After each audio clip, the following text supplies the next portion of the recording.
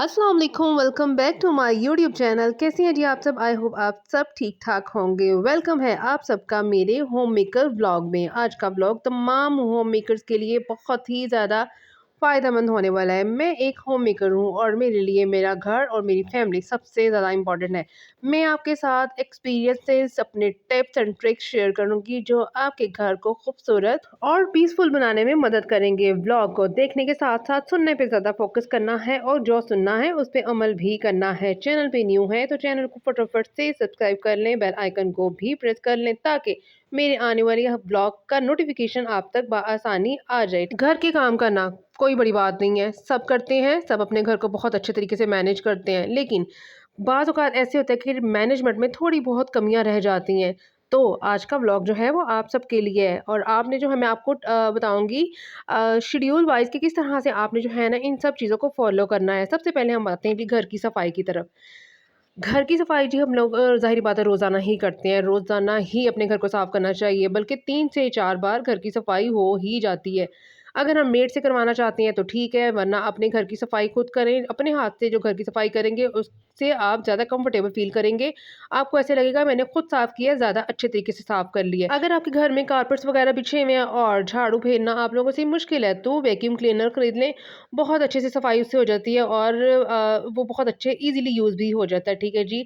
अपने घर में माइक्रोफाइबर क्लॉथ ज़रूर रखें, अपने स्टोव वगैरह को साफ़ करने के लिए, अपनी डस्टिंग करने के लिए या फिर बहुत से पर्पज़ के लिए ये क्लॉथ जो है वो यूज़ हो जाते हैं। डस्टिंग और पॉलिशिंग का रेगुलर इस्तेमाल करें। सारे काम आपने कर लेने हैं, लेकिन ये है कि डस्टिंग को आपने बिल्कुल भी इग्नोर नहीं करना है। घर में एयर फ्रेशनर रखें ताकि बंद कमरों में अजीब सी स्मेल होती है तो आप ये है कि दिन में 2-3 दफ़ा जो है ना वो स्प्रे कर लिया करें, बहुत अच्छी फ्रेगनेंसी आ जाती है। ठीक है जी। यहाँ पे जी मैं बना रही थी शामी कबाब और यहाँ पे कैट्स आई हुई हैं और बस जब इनको खुशबू आ जाती है ना तो फिर यहाँ पे सारी इकट्ठी हो जाती हैं और बस भी इनको इनको होता है कि शामी कबाब तो आप खा रहे हो, हम हमें भी जो है ना वो तो हमारी भी थोड़ी खातिर तवाज़ो कर दो। तो बस भी यहाँ पे जो है ना मैं इनको दे रही थी खाना। और चलिए जी वापस आते हैं। अब आते हैं जी दूसरे नंबर पे, वो है जी खाना पकाना। ठीक है। खाना पकाना कोई मुश्किल काम नहीं है। देखिए हर कोई बड़ी ईज़िली तरीके से पका सकता है। लेकिन उस खाने को बहुत अच्छे तरीके से यूज़ हमने किस तरह से करना है वो मैं आपको बताऊँगी। मील प्लानिंग का आपने शेड्यूल बनाना है, ग्रोसरी शॉपिंग की लिस्ट बनानी है। जब भी ग्रोसरी करने जानी है एक्स्ट्रा कोई चीज़ आपने खरीद के नहीं लेके आनी है। जब भी ग्रोसरी करने जानी है एक नज़र जो है वो अपने आपने किचन में लाज़मी तौर पे दौड़ानी है, अपने फ्रिज में लाज़मी तौर पे दौड़ानी है कि कौन-सी चीज़ आपके पास पड़ी हुई है, दोबारा से वो चीज़ ना आए। जो चीज़ आपके पास ख़त्म हुई हुई है, जस्ट वही चीज़ लेकर आएँ, ठीक है जी। उससे ये होगा कि आपकी जो है ना वो मनी सेविंग भी होगी। उसके बाद ये कि शॉर्टकट कुकिंग का इस्तेमाल किया करें, ठीक है जी। अब इसमें शॉर्टकट कुकिंग का मतलब आप सोच रहे हो कि क्या? उसका मतलब ये कि प्री कट वेजीज़ जो है ना वो आपने करके रखनी है।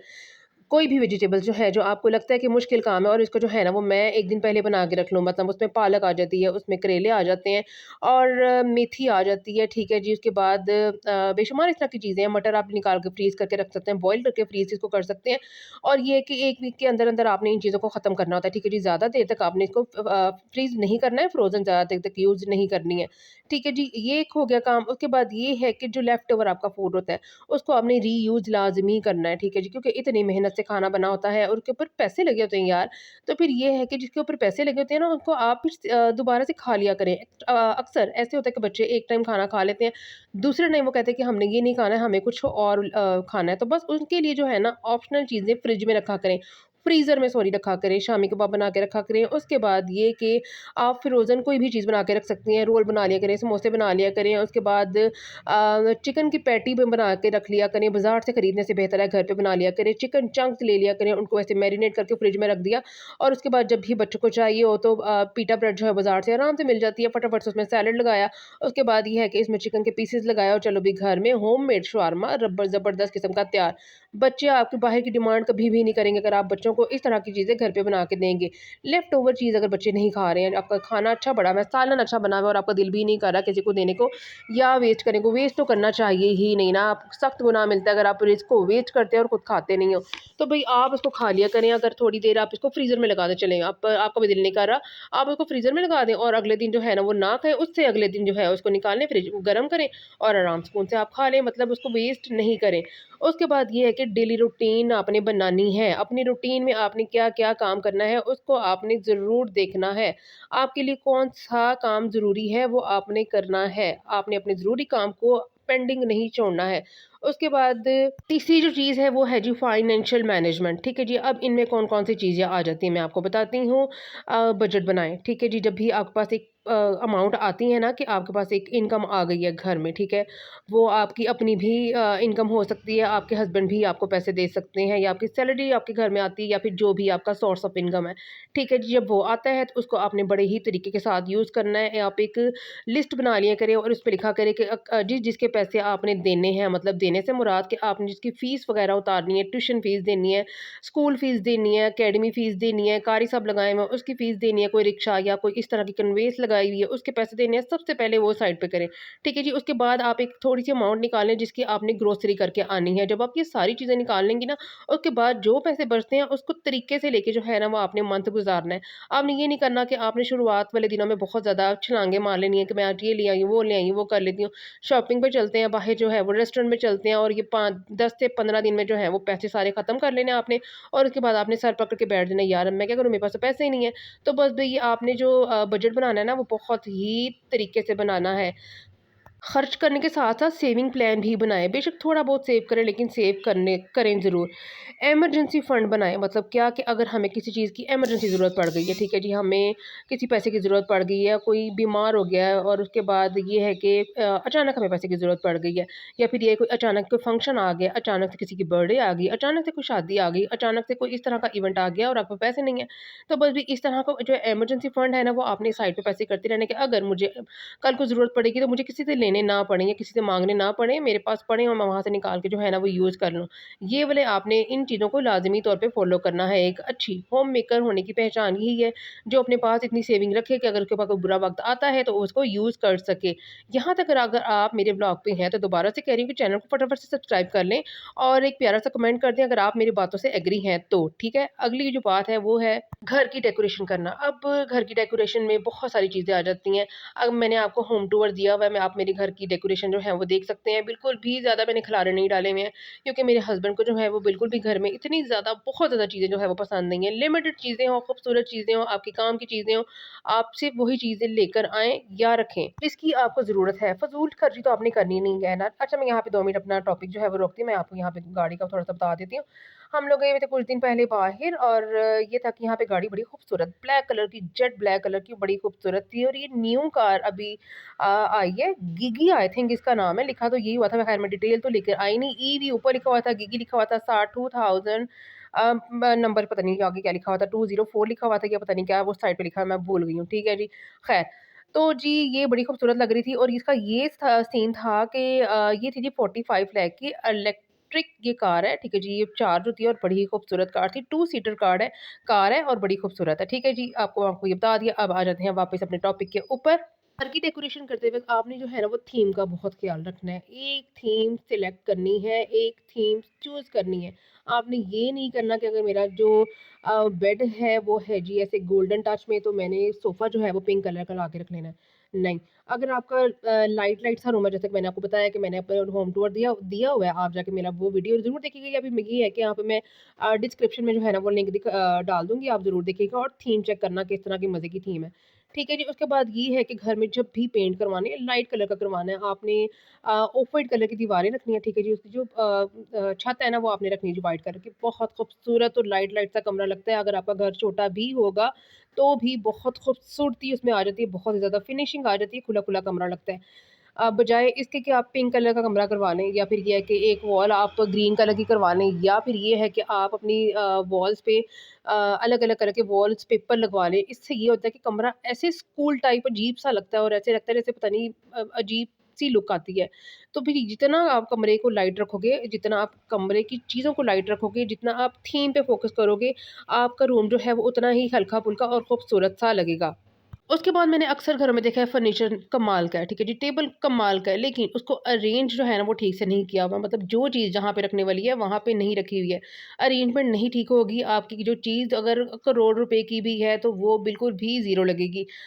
अरेंजमेंट अगर अच्छी हुई होगी तो आपकी जो 10,000 वाली चीज़ है ना उसमें भी खूबसूरती होगी। तो अरेंजमेंट फर्नीचर अरेंजमेंट का आपने ख़ास तौर पे ख़्याल रखना है। डीआईवाई प्रोजेक्ट तैयार किया करें। अगर आप कोई चीज़ बनाना जानती हैं, अगर आप पेंटिंग में एक्सपर्ट हैं तो आप छोटे-छोटे से कैनवस लें और कैनवस में जो है ना वो इस तरह से हल्का-फुल्का सा पेंट करें और उसको प्यारी सी ऐसे पेंटिंग बना के ना अपने किचन में हैंग कर लें, अपने सहन में हैंग कर लें, अपने कहीं रूम में बच्चों वाले रूम में कहीं हैंग कर लें। अपने रूम में तो नहीं अच्छा लगेगा ख़ैर, लेकिन हाँ, अगर आप बहुत अच्छी बना सकती हैं तो फिर ये है कि आप अपने रूममेट के लिए भी कर सकती हैं। ठीक है जी, ये हो गया डन। आपने इसकी तरफ भी लाज़मी तौर पे फ़ोकस करना है। उसके बाद ये है कि डेकोरेशन आइटम अच्छी-अच्छी सिलेक्ट करनी है। ये नहीं कि बाज़ार में गए हैं और कुछ भी हमें चीज़ पसंद आई और कुछ भी हम उठा लाए हैं और कुछ भी रखने के लिए अब घर में स्पेस ही नहीं है। यार ये रखनी कहाँ पे? ले तो आए हैं, वहाँ पे कितनी खूबसूरत लग रही थी, लेकिन घर में तो हमारे पास जगह ही नहीं है, अब हम रखेंगे कहाँ पे? तो जब भी बाज़ार जाएँ, कब जभी भी आपने डेकोरेशन आइटम सेलेक्ट करनी है, बहुत सोच समझ के करनी है। अगर आपको चीज़ बहुत पसंद आ जाती है, लेकिन फिर हिसाब लगाया करें कि हमारे घर में कितनी स्पेस है जहाँ पे हम ये रख लेंगे।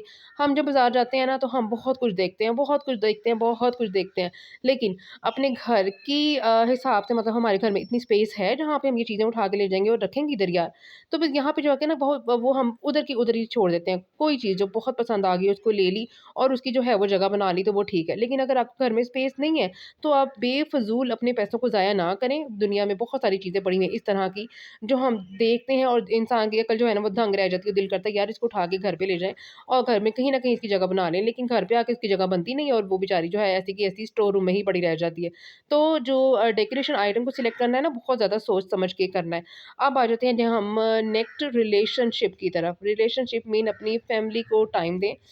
फैमिली टाइम शेड्यूल बनाएँ, बच्चों को अच्छे से टाइम स्पेंड करें, अपने हस्बैंड के साथ अच्छे से टाइम स्पेंड करें और उसके बाद ये सोशल कनेक्शन मेंटेन रखें और उसके बाद ये नहीं कि आपने अगर सोशल मीडिया पे घुस गए हैं तो बस घुस ही गए हैं, सारा दिन गुज़र गया है, ना खाने का पता है, ना पीने का पता है, ना अपने बच्चों का पता है, बस कोई ड्रामा चल रहा है या फिर किसी का व्लॉग चल रहा है या फिर इस तरह इधर-उधर की बेकार बातें जिसका हमें कोई फ़ायदा भी नहीं है। रील्स देख रहे हैं और देखते ही जा रहे हैं, देखते ही जा रहे हैं, देखते ही जा रहे हैं, टिकटॉक देख रहे हैं, स्क्रॉल करते ही जा रहे हैं, करते ही जा रहे हैं, करते जा रहे हैं, 4 घंटे गुज़र गए पता ही नहीं टाइम का यार। तो बस भी इस तरह का फ़िज़ूल टाइम जो है ना वो आपने बिल्कुल भी ज़ाया नहीं करना है। टाइम बहुत कीमती है, टाइम को आपने बिल्कुल भी ज़ाया नहीं करना है।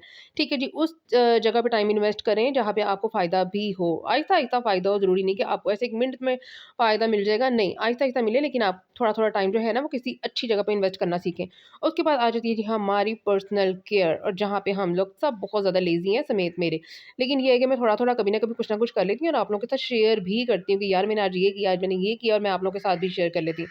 यहाँ पे जी हम बता दूँ आपको थोड़ा-सा अपना टॉपिक फिर से दोबारा से रोक के बेटा मेरा कह रहा था कि मैंने खानी है जी ये आइसक्रीम, बहुत मज़े की आइसक्रीम थी। तो मैंने कहा चलिए जी इसकी मेकिंग जो है वो भी आपको बताती हूँ। अब ये जो मेकिंग ये जो आइसक्रीम है ये तवा आइसक्रीम कहलाती है, ठीक है जी? और ये बड़ी मज़े की होती है।